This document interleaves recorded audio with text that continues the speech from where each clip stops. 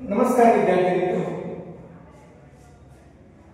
आज आपण BA द्वितीय वर्षातील तिसऱ्या सत्रामध्ये जो काही भूगोलाचा पेपर आहे, आपल्याला भूगोलाचा एक पेपर म्हणून हवामानशास्त्र क्लायमेटॉलॉजी या पेपरचा आपण विचार करतो. मित्रांनो, आजच्या तासामध्ये आपण या हवामानशास्त्राची व्याप्ती, स्कोप ऑफ क्लायमेटॉलॉजी या हवामानशास्त्राच्या व्याप्तीचा आजच्या तासामध्ये विचार करणार आहोत किंवा अभ्यास करणार आहोत. मित्रांनो, मागील तासामध्ये आपण हवामानशास्त्राच्या व्याप्तीला या ठिकाणी सुरुवात केली होती. हवामानशास्त्राची व्याप्ती बघत असताना हवामानशास्त्रात कोणकोणत्या घटकांचा अभ्यास केला जातो, त्या घटकावरून मग स्वतंत्र अशा हवामानशास्त्राच्या शाखा निर्माण झालेल्या आहेत. त्या शाखांमध्ये आपण पहिली जी काही हवामानशास्त्राच्या व्याप्तीतील जी काही शाखा बघितली ती म्हणजे प्राकृतिक हवामानशास्त्र नावाची शाखा आपण मागील तासामध्ये अभ्यासण्याचा प्रयत्न केला. त्याचबरोबर दुसरी जी काही शाखा आपण अभ्यासली ती म्हणजे गतिक हवामानशास्त्र नावाची दुसरी शाखा देखील आपण अभ्यासण्याचा प्रयत्न मागील तासामध्ये या ठिकाणी केलेला आहे. आज आपण जी काही हवामानशास्त्राची महत्त्वपूर्ण अशी तिसरी शाखा आहे, जी त्या शाखेचा विचार आपण करणार आहोत, त्यामध्ये अवलौकिक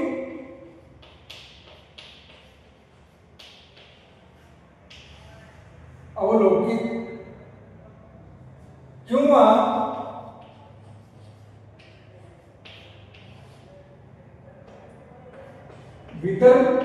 वितरणात्मक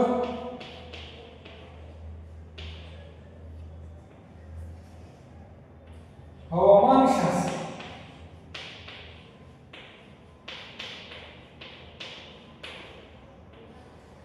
अवलौकिक किंवा वितरणात्मक हवामानशास्त्र नावाची शाखा या ठिकाणी आपण अभ्यासण्याचा प्रयत्न आजच्या तासामध्ये करणार आहोत.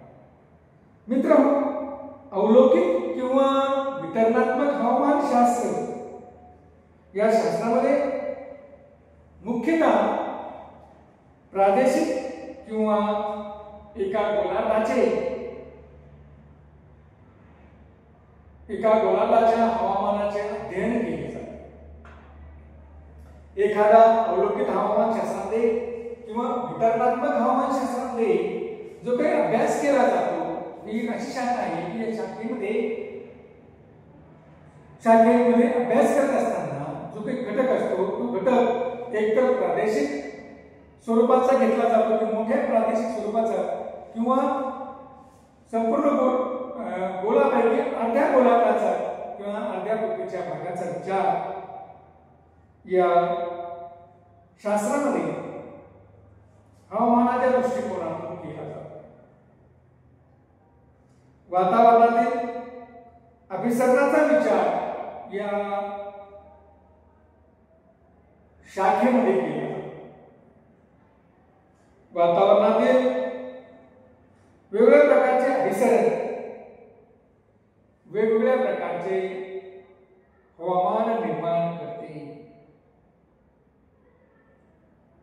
उदाहरणार्थ बघा, या सगळ्यांचा अर्थ मी तुम्हाला समजून सांगणार आहे. उदाहरणार्थ, दक्षिण अमेरिकेच्या पश्चिम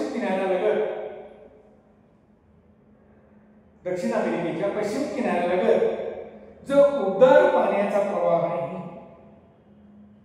ज्याला आपण अल निनो म्हणतो, या अल निनो प्रवाहाच्या अस्वाभाविक परिणामामुळे पेरूच्या किनाऱ्यावर नद्यांना मोठ्या प्रमाणात पूर येतात. तसेच इंडोनेशिया लगतच्या प्रदेशामध्ये अवर्षण निर्माण होते, तर सुमात्रा व मलेशिया अरण्याच्या प्रदेशामध्ये प्रचंड प्रमाणामध्ये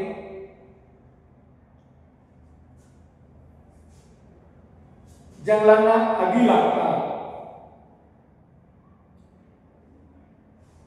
याचा अर्थ असा की मित्रहो, या ठिकाणी एका घटकाचा परिणाम हा एका गोलार्धामध्ये होतो,